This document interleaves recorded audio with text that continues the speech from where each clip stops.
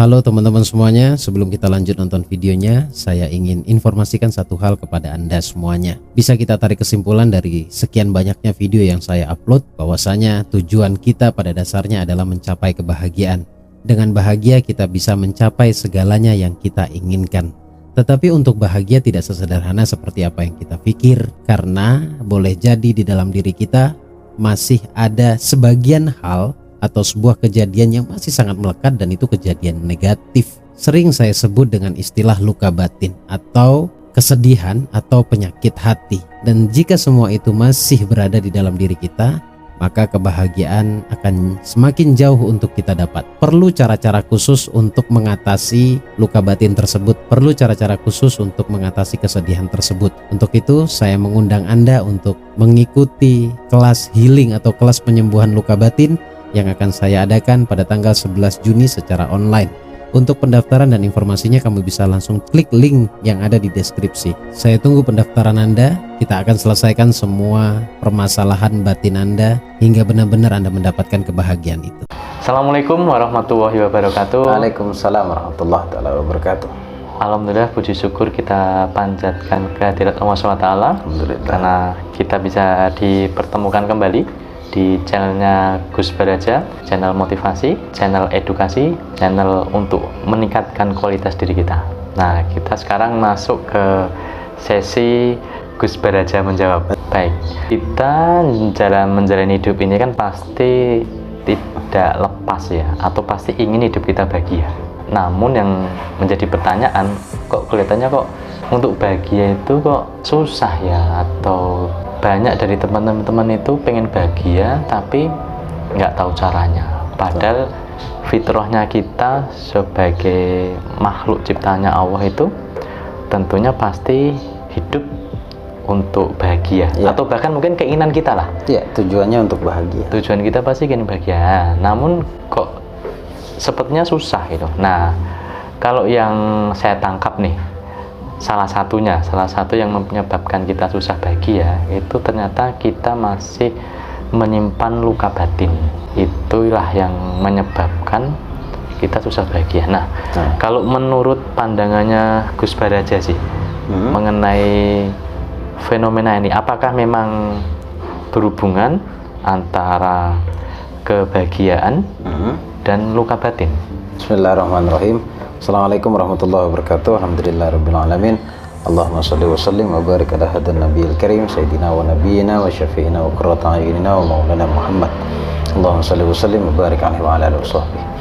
Baik, terima kasih sekali lagi atas pertanyaannya. Ini ngomong-ngomong tentang luka batin, penyakit hati dan lain-lain. Saya itu paling seneng sebenarnya ngebahas ini, tetapi di satu sisi saya tidak pingin teman-teman merasakan ini gitu. Senangnya dalam artian begini, karena saya bisa menggunakan feel untuk menyampaikan ini. Kenapa? Karena ya perjalanan hidup yang tidak mungkin hidup saya itu lempeng aja. Pasti saya pernah dan sangat tahu bagaimana perasaan teman-teman yang sedang dalam kondisi memiliki luka batin. Tadi Mas Roni sempat mengatakan bahwa esensi tujuan manusia hidup adalah bahagia. Saya sangat setuju tuh Mas, sangat setuju. Karena dulu saya sering bertanya, apa tujuannya hidup? Beraneka ragam jawabannya, termasuk illa liya'budun, kecuali menyembah kepada Allah. Ya esensinya itu masih ada tujuannya adalah untuk mencapai kebahagiaan. Kita berilmu, kita belajar, pastilah kita punya tujuan. Dan ketika sampai di tujuan, kita ingin bahagia di sana. Jadi esensinya, puncaknya adalah bahagia. Pertanyaannya, kenapa seakan bahagia itu menjadi sulit untuk kita raih, kan begitu kan?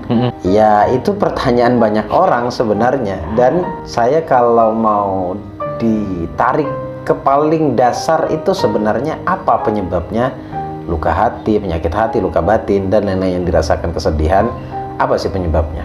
Penyebab utamanya adalah karena kurangnya menerima, karena kurangnya diri ini menerima atas apa yang sudah Allah berikan. Dengan kata lain, mengingkari nikmat atau tidak bersyukur gitu. Atau kurangnya syukur.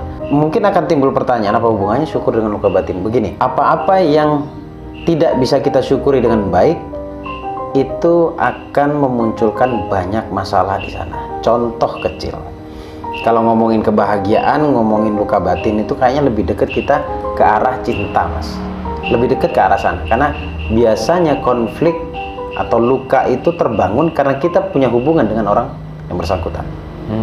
Nah, dalam hal ini biasanya yang paling dekat itu adalah pasangan kita, ya kan, pasangan kita. Kemudian ya orang-orang yang ada di sekitar kita. Kita tarik contoh yang paling sederhana.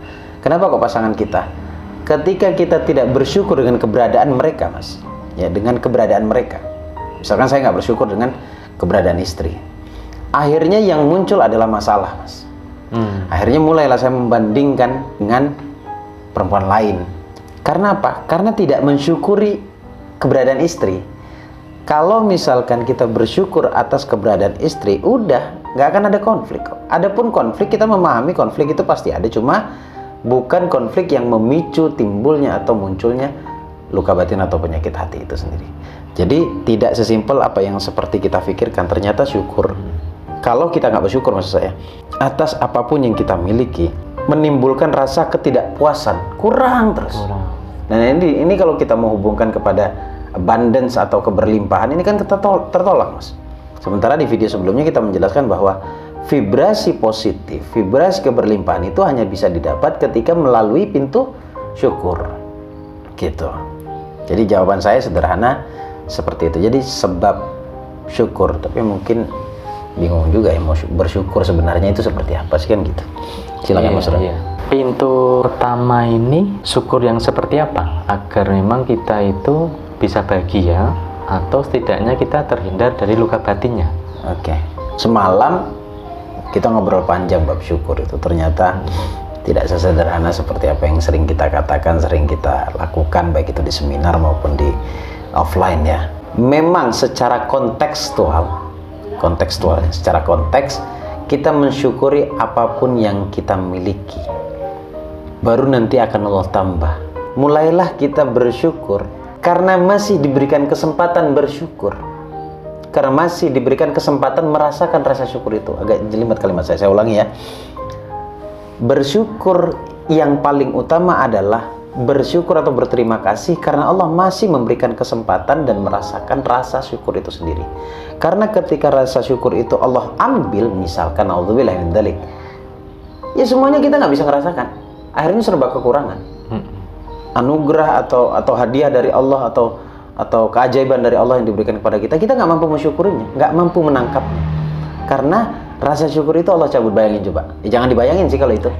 Nah, jadi sebelum Anda mensyukuri semua nikmat yang sudah Allah berikan, nikmat utama adalah bersyukur atas rasa syukur yang masih Allah simpan di hati kita. Ya. Ini yang sering kali kita lupa kelihatannya. Bahkan nggak sampai ke level yang seperti ini nih. Ya, karena masih kurang, menurut saya bukan tidak paham, masih kurang teliti konektivitas spiritual antara dirinya dengan energi keilahian, energi Allah. Ya masih belum terkoneksi dengan baik gitu. Cuma gini, ini kan kita lagi membahas terkait luka bahagia, luka batin, kemudian rasa syukur nih. Ya. Nah, agar kita itu tidak muncul luka batin, contohnya kita harus bersyukur yang seperti apa nih? Ya, pertama tadi yang saya katakan itu, karena begini cikal bakalnya ya. Kalau rasa itu tidak kita syukuri, rasa syukur, keberadaan rasa syukur itu, akhirnya yang muncul adalah rasa kekurangan. Semua kita merasa kurang, nggak pernah ngerasa cukup, nggak pernah ngerasa puas, dan selalu menilai sesuatu dari sudut pandang yang negatif. Akhirnya membuat hati orang kalau nggak puas tuh bawaannya marah terus, Mas. Negatif ya. Negatif. Jadi berpotensi menimbulkan konflik dengan orang-orang yang ada di sekitarnya. Karena vibrasinya buruk, jadi merembet kemana-mana pembahasan ini memang. Orang kalau sudah tidak bersyukur akan satu perkara, maka dia atau muncul rasa ketidakpuasan. Ketidakpuasan lebih dekat pada kekurangan, dan kekurangan lebih dekat kepada apa? Konflik. Dan kita tidak bisa menerima hal itu ya. Pada akhirnya nggak bisa. Mau dikasih berapa banyak, seberapa sempurna menurut kacamata orang yang bersyukur, bagi dia tetap biasa aja. Makanya luka batin akan semakin kuat, iya, berpotensi tinggi. Dan semakin tinggi, semakin kuat, tinggi. Semakin dalam. Atau misalnya penyakit hati itu ya. Iya, semakin dalam jadi penyakit hati tadi.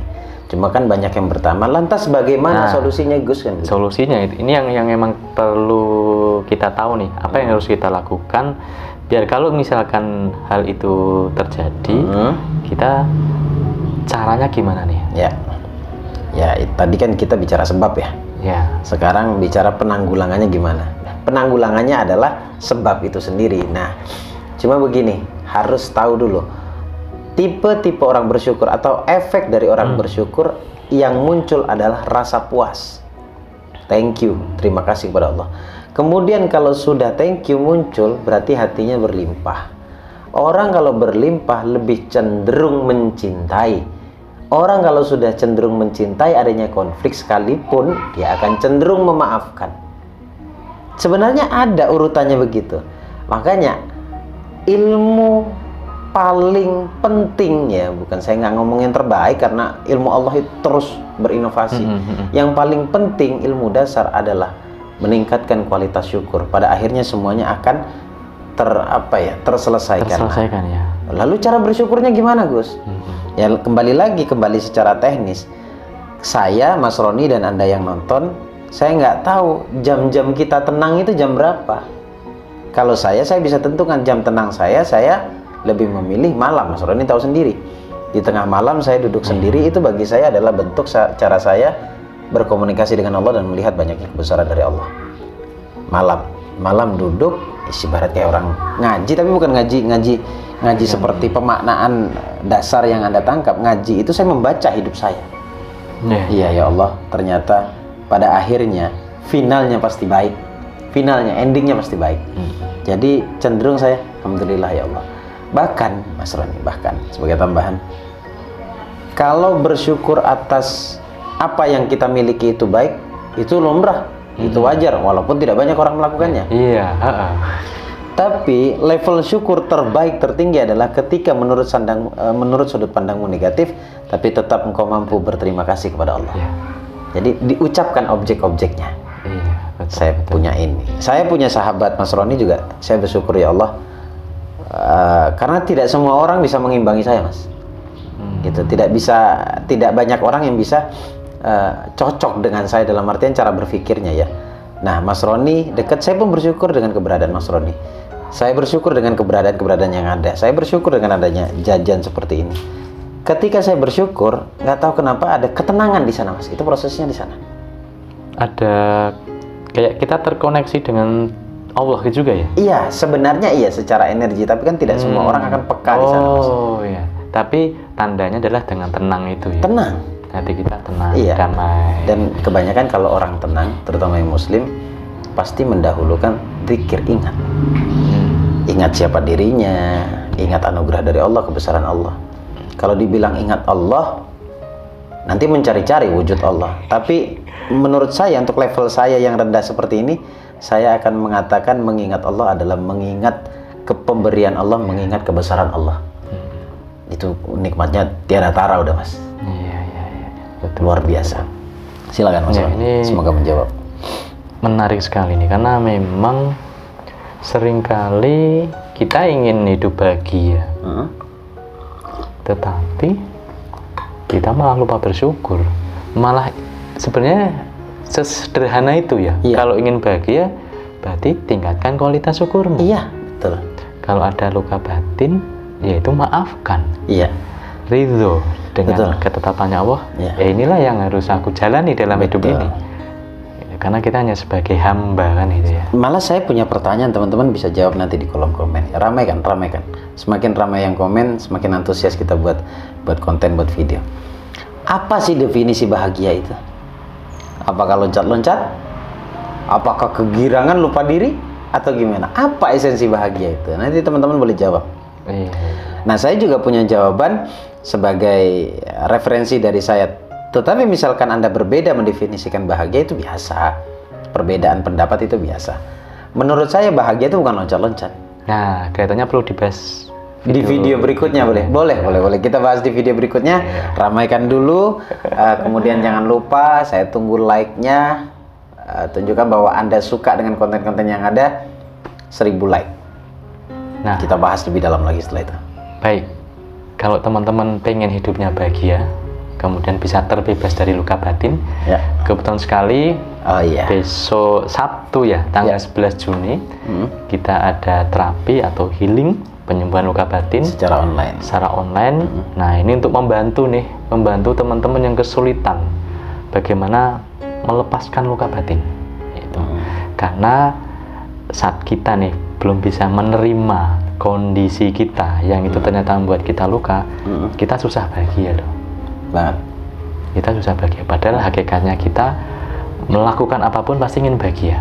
Iya. Nah, inilah salah satu cara saya bilang tercepat sebenarnya. Iya.